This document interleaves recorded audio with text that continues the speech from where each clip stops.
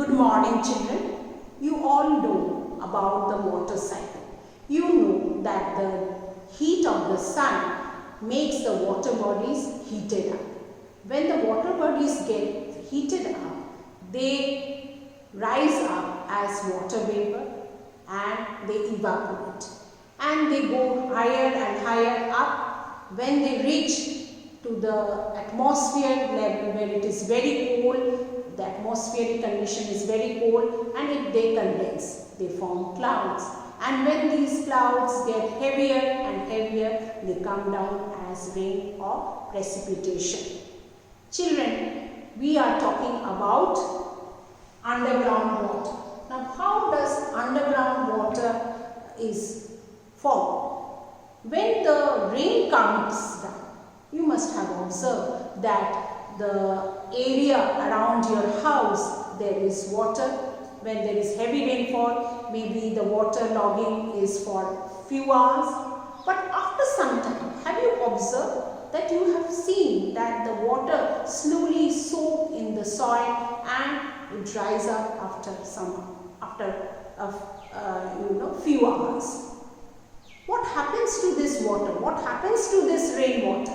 Actually, the rainwater is soaked by the top layer of the soil. Then it reaches the next layer of the soil, that is subsoil. Then it reaches to the porous rocks where also it seeps through, and then it goes to the non-porous rocks. Here, you can understand by the name non-porous means no holes are there. So the water gets, collected over there. And here the water remains, which is called the underground water. This underground water is used by human beings or by the plants also. We human beings, what we do? We dug up well, we make hand pumps or tube wells and draw the water from underground. The plants, you must have observed the tall trees. They do not get water throughout the year. There is no rainfall throughout the year. But how they remain tall and straight and they remain green and they survive because they have long roots which reach deep under the soil and they collect the water. In this way, water is stored. In the earth. So, as I explained to you that due to the heat of the sun, the summer time, the water bodies slowly get heated up. Even the land is also heated up. Water bodies also get heated up.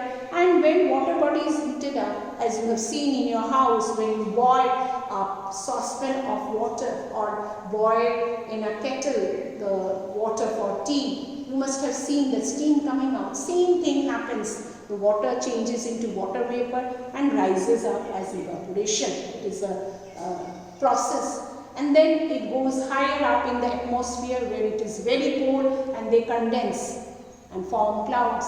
And these clouds get, piled up, formed and becomes heavier, and then it comes down as rain or precipitation. This rain which comes down, it goes on the land surface and it goes down from the top layer to the subsoil, then to the rocks and gets stored over there. Even when we throw water in the ground, you must have seen that people watering their gardens or people watering their fields. Have you seen when you have watered your plants in the garden?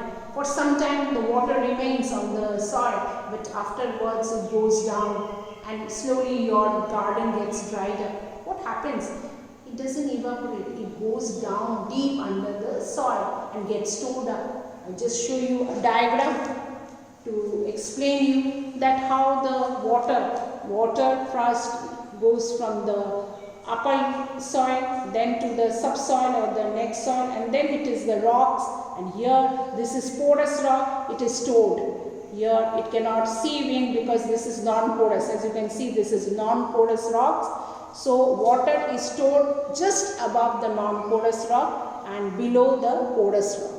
So this is your underground or water table where water is stored, and we draw water from this through wells and hand pumps or through our, even we have machine pumps in your house you must be having electric pumps where water is drawn out. So children, water changes its form and moves in a cycle. The cycle, as we discussed, evaporation, condensation, then coming down as rain. And in nature and water that falls as rain, and the water we throw away. Sometimes we throw water, a bucket of water. Sometimes it remains wet and then it dries up because the water has gone down the soil. Okay, down into the ground. It seeps, it goes inside, seeps through the topsoil, then the subsoil, and then the porous rock. Porous, as you understand, there are holes, and so the water goes through it. It finally settles down below the porous rocks, as it cannot pass through the non-porous, because the last layer is the non-porous rock. It cannot pass. So there is large storage of underground water which is drawn out from wells and tube wells. Through wells and tube wells we take out, even our electric pumps which we have, we take out the underground water. The level of underground water in an area is called water table. This is very important. Some areas which are very dry area. Why? Because they don't have underground water level, because it may not have rain much, so that place face severe water crisis. And if you live in an area where there is a lot of rainfall during the monsoon, the underground water will be fine and you will be getting water which is needed. Water is needed throughout the year. Okay, so this is our underground water. Thank you, children.